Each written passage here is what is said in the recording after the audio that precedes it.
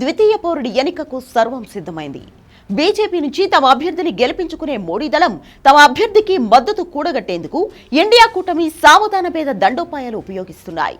ఇందులో భాగంగానే వరుస మీటింగ్లు, భేటీలతో ఢిల్లీ మొత్తం బిజీగా మారిపోయింది. అయితే ఈ ఎన్నిక ఎలా జరగబోతుంది? ఇద్దరు అభ్యర్థుల్లో గెలిచే అవకాశాలు ఎవరికి ఎక్కువ ఉన్నాయి? Watch the story.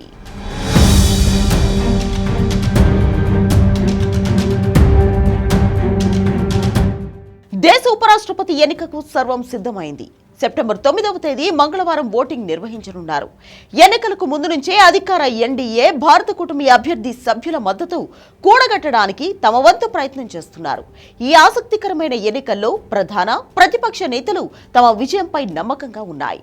గత నెలలో జగదీప్ ధన్కర్ అనారోగ్యం కారణంగా ఉపరాష్ట్రపతి పదవికి రాజీనామా చేశారు. దీంతో ఇప్పుడు భారత ఉపరాష్ట్రపతి పదవికి ఈ ఎన్నికలు జరుగుతున్నాయి. ఇది 17వ ఉపరాష్ట్రపతి ఎన్నిక. ఈ పదవిని లోక్సభ, రాజ్యసభ సభ్యులు రెండింటినీ కలిగి ఉన్న ఎలక్టోరల్ కాలేజ్ ఎన్నుకుంటుంది.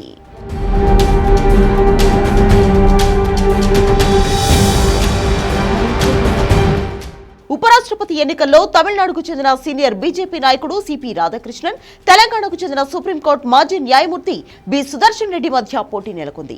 మహారాష్ట్ర గవర్నర్ రాధాకృష్ణన్ కు సుదీర్ఘ రాజకీయ అనుభవం ఉంది. బీజేపీకు నమ్మకమైన, విశ్వసనీయ వ్యక్తిగా పరిగణిస్తారు. అంతేకాదు, దక్షిణ భారతదేశంలో బీజేపీ ఉనికిని బలోపేతం చేయడానికి పార్టీ వ్యూహంలో ఆయన ప్రధాన భాగం. మరోవైపు న్యాయ వ్యవస్థలో సుదర్శన్ రెడ్డి నీతి, నిజాయితీ కలిగిన న్యాయమూర్తిగా ప్రసిద్ధి చెందారు.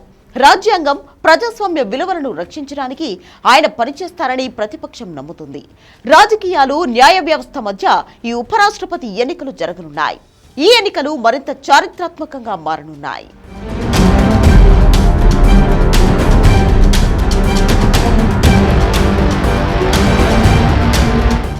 పార్లమెంటు ఉభయ సభల సభ్యులతో కూడిన ఎలక్టోరల్ కాలేజ్ ద్వారా ఉపరాష్ట్రపతి ఎన్నికవుతారు. ఇది మాత్రమే కాదు, నామినేటెడ్ సభ్యులు కూడా ఇందులో పాల్గొంటారు. ఈ ఎన్నికల్లో రాష్ట్ర అసెంబ్లీలకు ఎటువంటి పాత్ర లేదు. 2025లో ఖాళీగా ఉన్న పదవులను మినహాయించి ఉభయ సభలకు 782 మంది ఎంపీలు ఉంటారు. వీరిలో 543 మంది లోక్సభ, 233 మంది రాజ్యసభ, 12 మంది నామినేటెడ్ సభ్యులు. ప్రతి ఎంపీ ఓటు విలువ ఒకేలా ఉంటుంది. రాజ్యాంగంలోని ఆర్టికల్ 66 ప్రకారం ఉపరాష్ట్రపతి ఎన్నిక అనుపాత ప్రాతినిధ్య వ్యవస్థకు అనుగుణంగా నిర్వహించబడుతుంది. ఒకే బదిలీ చేయగల ఓటు ఉపయోగించి పార్లమెంటు ఉభయ సభల సభ్యులతో కూడిన ఎలక్టోరల్ కాలేజీలో రహస్య బ్యాలెట్ ద్వారా ఉపరాష్ట్రపతిని ఎన్నుకుంటారు.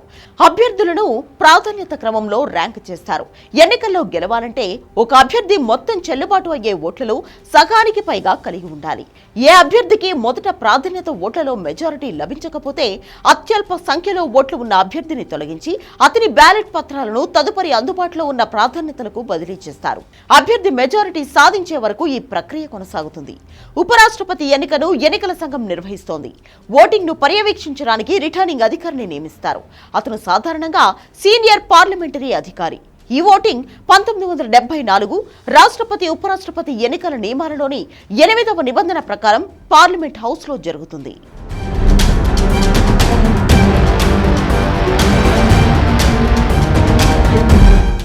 గెలుపుపై ధీమాతో ఉన్నప్పటికీ ఓట్లు చెల్లుబాటు కాకుండా పోతాయేమోనన్న ఆందోళన రెండు కూటముల్లోనూ కనిపిస్తోంది.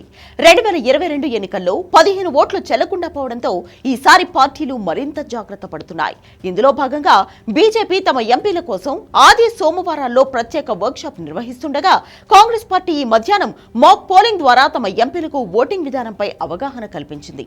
అనంతరం కాంగ్రెస్ అధ్యక్షుడు మల్లికార్జున ఖర్గే విపక్ష ఎంపీలకు విందు ఇవ్వనున్నారు. సంఖ్యాబలం పరంగా చూస్తే ఎన్డీఏ కూటమి స్పష్టమైన ఆధిక్యంలో ఉంది. ఉభయ సభల్లోని 781 మంది సభ్యుల్లో ఎన్డీఏకు 425 మంది బలం ఉండగా, ఇండియా కూటమికి 311 మంది సభ్యులు ఉన్నారు. వైసీపీ ఎన్డీఏ అభ్యర్థికే మద్దతు ప్రకటించడంతో ఆ కూటమి బలం మరింత పెరిగింది. బీజేడీ మద్దతు కోసం ప్రధాని మోడీ ఆ పార్టీ అధినేత నవీన్ పట్నాయక్ తో స్వయంగా మాట్లాడారు. బీఆర్ఎస్ ఎన్నికలకు దూరంగా ఉండే అవకాశాలు కనిపిస్తున్నాయి.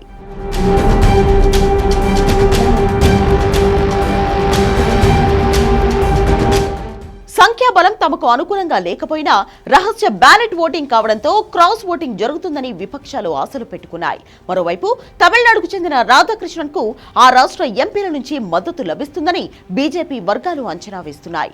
ఈ క్రమంలో తాను ఏ పార్టీకి చెందిన వాణ్ణి కాదని, రాజకీయాలకు అతీతంగా తనను గెలిపించాలని జస్టిస్ సుదర్శన్ రెడ్డి ఎంపీలందరికీ లేఖ రాశారు. రేపు ఉదయం 10 గంటల నుంచి సాయంత్రం 5 గంటల వరకు పార్లమెంటు భవనంలోని వసుధ కాంప్లెక్స్ లో పోలింగ్ జరగనుంది. Rajya Sabha secretary general PC Modi returning అధికారిగా వ్యవహరిస్తారు. ఓట్ల లెక్కింపు అదే రోజు సాయంత్రం 6 గంటలకు చేపట్టి ఫలితాన్ని వెల్లడిస్తారు. క్రాస్ ఓటింగ్ జరగకపోతే బీజేపీ గెలిచే అవకాశాలు ఎక్కువగా ఉన్నాయి.